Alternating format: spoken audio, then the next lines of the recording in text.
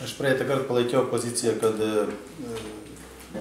prie mokyklos, prie stadiono, nes tuo labiau ir šiandien tą palaikau, nes kaip tik šiandien dar buvau nuvažiavęs, apžiūrėjau ten, tikrai matau ten tą aikštelę tokią vieną neužimtą ir jeigu ten atsirastų kompleksiukas, dar ten tikrai būtų normaliai užpildyta ir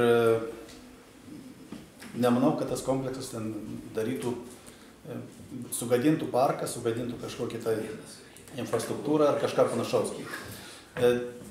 Tas sukišimas ten tikrai nebūtų visai didelis, ten tikrai parkavimo klausimus, ten tikrai žinau, kad tuo labiau miesto gyventojai ten turi tą jau apsvarstę, kur jau tik tai jie dabar pristatys, parodys.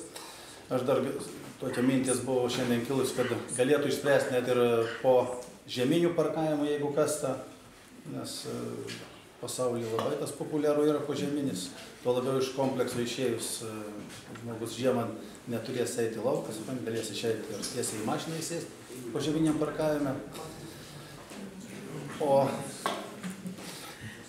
žodžiu, pozicijos laikausi, kad pirmoje eilėje prie parko, jeigu jau nepavyks ten suderinti, tai Dariaus Girėno, nežinau, situacija ten, matau ten tolimą, nes įgyvendinimas čia tikrai nebus trumpas ir paruošti visus tos planus, sudaryti visą tą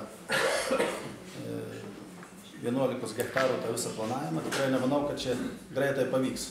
Ir mūsų kartos žmonėms galbūt ir neteks ten labai daug naudotis to kompleksu.